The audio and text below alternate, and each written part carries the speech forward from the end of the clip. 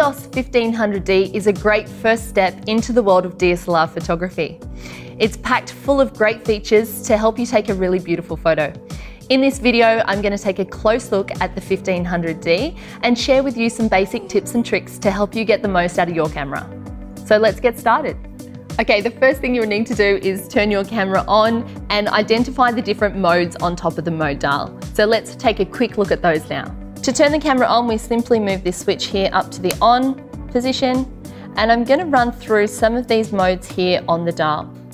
First of all, we have the green automatic mode. This is a great place to start if you just want the camera to automatically select the best settings for your shot. Moving on from that, you have the semi-manual modes, which is P, TV, AV, and M. These will take you through a range of options that will allow you to individually change the shutter speed, the aperture, to get the best results for your image. The first one on the mode dial we'll talk about is the intelligent auto mode. This is signified by the green A with the plus symbol. This is a really intelligent mode for automatically selecting the best settings according to the scene that you're photographing. Moving up from there, we have P, which is program mode. This will select the shutter speed and the aperture for you automatically based on the reading that the light meter detects. TV mode is to control our shutter priority. This is where we can individually set the shutter speed according to the subject and how much motion you want to capture. AV stands for aperture priority. This is where we can select the different f-stops. As you can see here, I'm using the mode dial to change these. This will control our depth of field in the frame. The low number is beautiful for capturing blurry backgrounds, where the higher the number, the more detail you'll capture throughout the frame.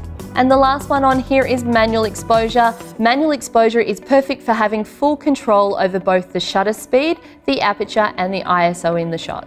Now, as we quickly move through the mode dial, below the A automatic, we'll have flash off, creative auto, portrait, landscape, close-up, sports, food, night portraits, and finally a movie mode. So you can see there how quickly and easy it is to change the different shooting modes depending on the subject that you're wanting to photograph.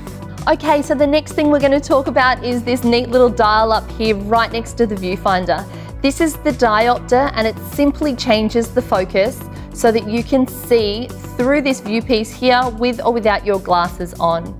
So if you need to adjust that according to your eyesight, simply move this little dial here to the right or left until what you see through the viewpiece is focused. Don't worry, this doesn't adjust the focus from the lens, it's simply to control what you see through the viewfinder here. To shoot in live view, we need to press this button on the back here. You can see the little camera with the square. This will activate our live view mode. So in live view, I can then frame up my shot here as I like it and press the shutter at the front to take the photo. Our live view button also acts as the movie start and stop when the camera is in movie mode. So let's move our mode dial all the way around to video mode. There we go. And you'll see the screen automatically turns on. Now when I press this button at the back here where the little red dot is, that will automatically start my video recording. And again, to stop it, simply press that button once more. Now you've taken some great photos, let me show you how to review those. We can also magnify in on that image, make sure that they're nice and sharp with all the detail. And if the image isn't sharp, I'll show you how to delete that as well. First thing you'll need to do is to locate this blue playback button here. This is how we'll play back and review the images. Now, if we want to magnify in, you'll notice we have a blue magnifying glass at the top here with a plus and minus. If I press this button, I can see this image will magnify nice and close on my screen, and I can press the minus magnify button to zoom out. If the image isn't to your liking and you want to erase it from the memory card, simply press the little trash can here, and you'll have a second option just to confirm that you do want to erase that photo, erase or cancel. Simply go across, select erase, and press set to delete that image. Okay, if you want to change your AF selection point, you need to use this little button here. When I press it, you'll notice the options come up on the back of the screen. You can change from automatic selection down to a manual selection point. Having a single point focus really allows you to be very particular about where your focus point lies. This is great for taking photos of portraits where you need to make sure that the eye is very sharp in focus, or even landscapes and macro photography as well. So to do that, we simply press the Auto AF Point Selection button here and move from auto to manual. Further to that, I can either have my point anywhere around the screen from the center to the top or to the far right or left. One of the features I use all the time is the exposure compensation dial.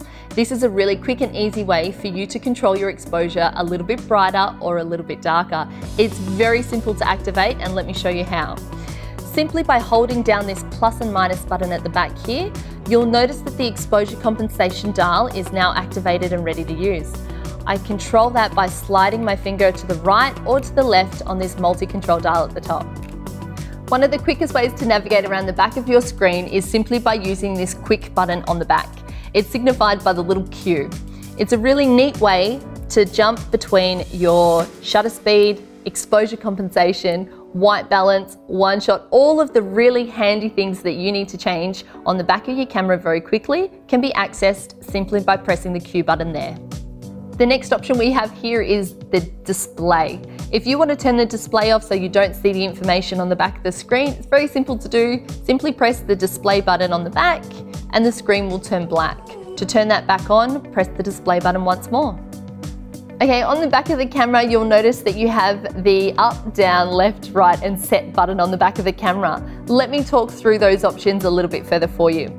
Here is the ISO button, which is a really quick way to navigate through your different ISO settings. On the right-hand side, you have AF. This will change your AF operation from one shot, AI focus, to AI servo. Below that is WB. WB stands for white balance, a really quick and easy way that you can navigate through the camera's preset white balance options. And on the left-hand side, you have the drive and self-timer mode.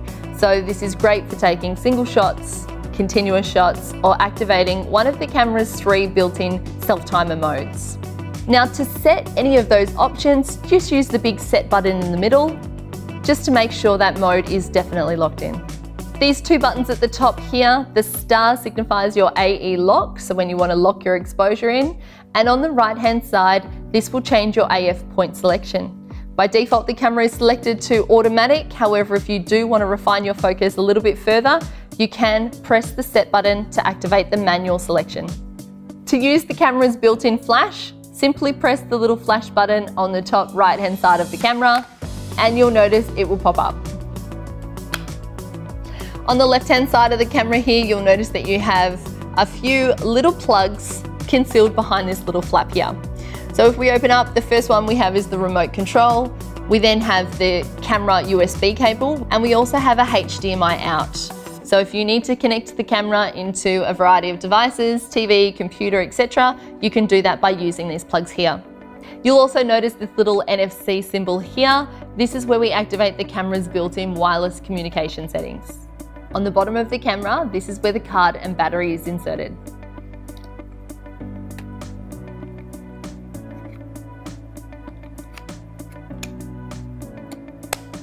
To attach and detach the lens, simply hold this button down and rotate the lens. When attaching it, please make sure that you connect the white square to the white square, and then turn it in a clockwise direction until you hear the click. You'll notice on the left-hand side of the lens you have a couple of little switches here. This is to turn the stabilizer mode on and off.